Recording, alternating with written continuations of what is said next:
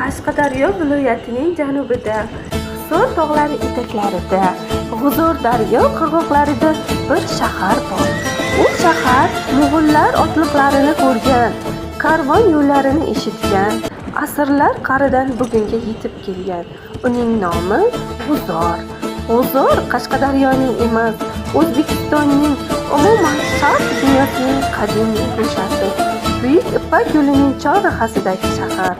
Hirot, Kesh, Samarqand, Buxoro, Termiz, Balx yo'lining tog' va cho'l orqali o'tadigan tutash nuqtasi G'uzor shahri. Arablar bosqiniga qadar G'uzor Hisor deb atalgan. Chunki Hisor atamasini arablar o'z tillarida G'uzor deb yuritishlari haqiqatga yaqin. Arablar G'uzorni bosib olgach, o'zlarining barcha yozma manbalari va qo'lyozmalarida bu shaharni G'uzor deb yozadigan bo'lishdi. Bu nom keyinchalik o'rta asrlarda yashab ijod etgan sayyoh va muarrixchi olimlar asarlarida ko'proq uchraydi. Masalan, Tabariyning Tabariy tarixi, Narshahiyning Buxoro tarixi, Alisher Navoiyning Inson Uttayi, Zahiriddin Muhammad Boburning Boburnoma asarlarida Hisor qal'asi, keyinchalik Hisor bekligi nomi bilan uchraydi. Rossiya G'uzorga bostirib kelgach, Hisor so'zining o'z tillarida talaffuz qilishlari qiyin bo'lgan. Osonroq talaffuz qilishlari uchun G'uzar deb atalgan. Bu o'zgarishlarni rus qadimshunosi Vyatkin ham tasdiqlaydi. Shu tariqa G'uzor so'zi 19-asr oxiri, 20-asr boshlarida G'uzor deb nomlangan.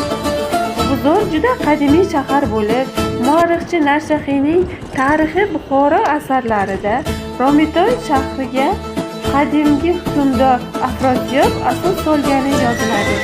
Tumanda olib borilgan qidiruv ishlari natijalariga ko'ra, voha yodgorliklarining eng qadimgisi hozircha miloddan avvalgi 4-3 asrlarga, ellinizm davriga oidligi aniqlangan. Qashqadaryo viloyatida 1968 ta arxeologik va ma'muriy yodgorliklar ro'yxatga olingan.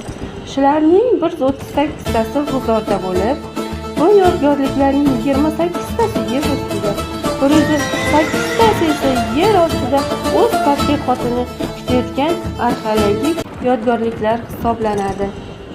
G'uzor bekligi Buxoro amirligiga bo'ysungan. Buxoro amirligining sharqiy mintaqalarida Kitob, Shahrisabz, Yakkabog', Qarshi, G'uzor, Chiroqchi, Boysun bekliklari bo'lib, 19-asrning ikkinchi yarmida G'uzor bekligining mavqei ancha baland bo'lgan. 1864-1868 G'uzor bekligini Buxoro amiri Muzaffarxonning to'ng'ich o'g'li Abdumalik boshqargan bo'lsa, 1872-yilda Amir Muzaffarxon 13 yoshli o'g'li Said Akramxonni G'uzorga hokim etib jo'natgan. G'uzor savdo yo'lida joylashganligi sababli savdogarlar uchun 1912-yilda Oqsaroy Kanvor saroyi qurib ishga tushiriladi. Said Akramxon 1872-1918-yillarda G'uzorni boshqargan.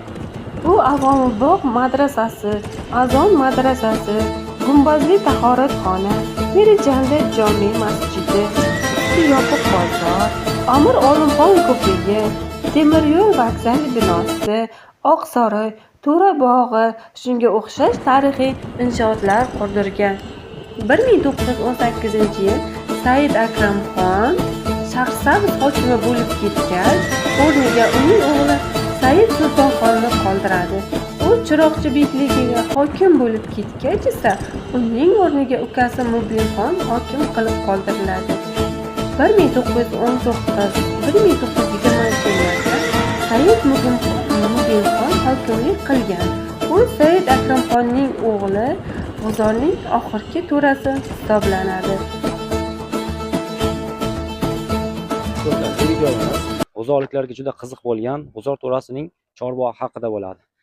Videoni oxirigacha ko'rib, like bosib qo'llab-quvvatlashni unutmanglar. Qani ketdik unda.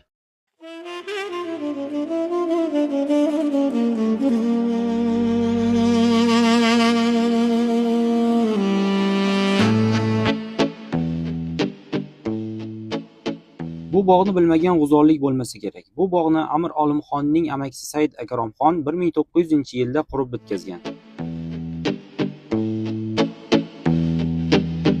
Bu bog'ga Hindistondan keltirilgan ko'chatlar ekilgan. To'raqo'rg'ondan Chorbog'ga qadar yer osti yo'li bo'lib, u hozirga qadar saqlanib qolgan.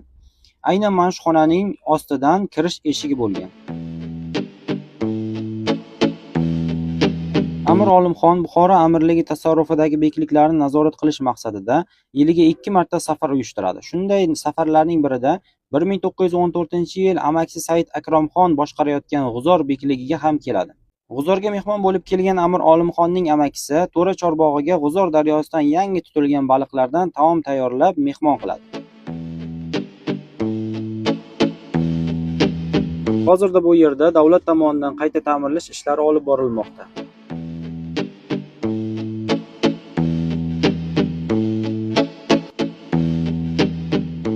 Do'stlar, G'uzorning markazidagi bog'ni ko'rishingiz mumkin. Bu To'raning chorbog'i bo'ladi. Tabiati juda chiroyli bo'lgan. Qaranglar, hozir ham juda chiroyli. Daraxtlar juda ko'p. Manzarasi juda chiroyli. Hamma bilgan o'sha G'uzor sentrda joylashgan bog'. Keyingi videomiz Afg'onbog' madrasasi haqida bo'ladi. Agar video qiziq bo'lsa, bizga obuna bo'lib kuzatishda davom eting.